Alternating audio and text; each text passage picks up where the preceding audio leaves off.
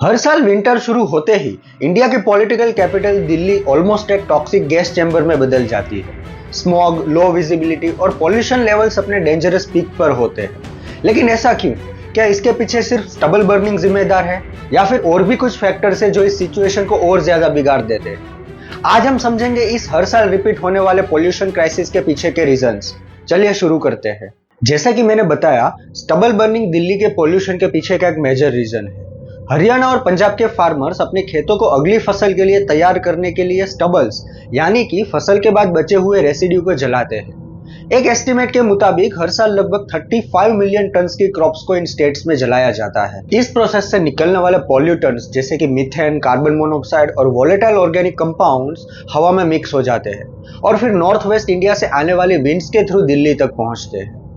यह पॉल्यूटेंट्स ना सिर्फ हेल्थ के लिए हार्मफुल है बल्कि हवा में PM 2.5 के लेवल्स को भी सिग्निफिकेंटली इंक्रीज करते हैं। IIT कानपुर और IIT दिल्ली के एक रिपोर्ट के मुताबिक पीक सीजन में स्टबल बर्निंग दिल्ली के टोटल PM 2.5 लेवल्स में 35% का कंट्रीब्यूट करता है। 1980s से लेकर अब तक ये प्रॉब्लम बढ़ रही है और एयर क्वालिटी इंडेक्स डेटा दिखाता है कि नवंबर के महीने में पॉल्यूशन अपने पीक पर होता है। क्रॉप बर्निंग सीजन के दौरान ये प्रैक्टिस दिल्ली के ओवरऑल पॉल्यूशन का 45% तक जिम्मेदार हो सकता है, जो कि एक अलार्मिंग फैक्ट है। पॉल्यूशन का दूसरा बड़ा रीजन है व्हीक्यूलर एमिशन। दिल्ली में लगभग 90 लाख रजिस्टर्ड व्हीकल्स है, जो कि पॉल्यूशन के पीछे का एक मेजर रीजन है। कार्स, बसेस, ट्रक्स और टू व्हीलर्स के एग्जॉस्ट से PM 2.5 और ग्राउंड लेवल ओजोन जैसे पॉल्यूटेंट्स हवा में मिलते हैं। ऑब्जर्वर रिसर्च फाउंडेशन के एक रिसर्च पेपर के मुताबिक ट्रांसपोर्ट सेक्टर दिल्ली के ओवरऑल PM 2.5 पॉल्यूशन का 28% तक कंट्रीब्यूट करता है। 2018 की एमिशन इन्वेंट्री भी ये दिखाती है कि व्हीकल्स से अप्रोक्सीमेटली 40% पर्टिकुलर पॉल्यूशन होती है। दिल्ली के पॉल्यूशन के पीछे का तीसरा रीजन है दिल्ली की ज्योग्राफी।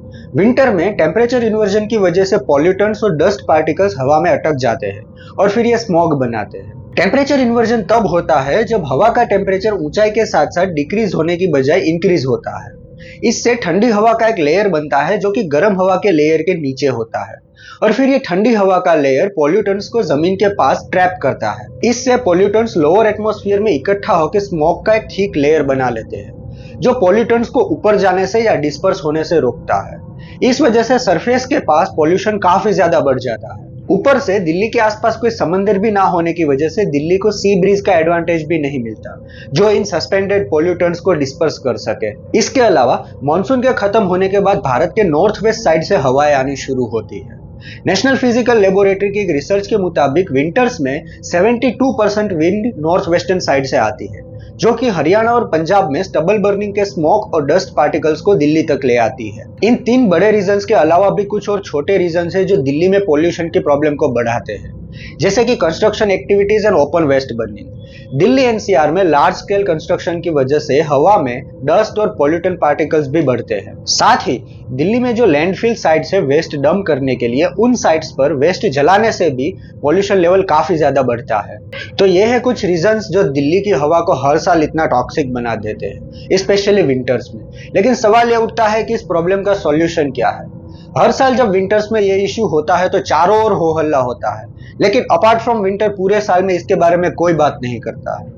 आपको इस इश्यू के बारे में क्या लगता है कमेंट सेक्शन में जरूर बताएं। मिलते हैं किसी और वीडियो में।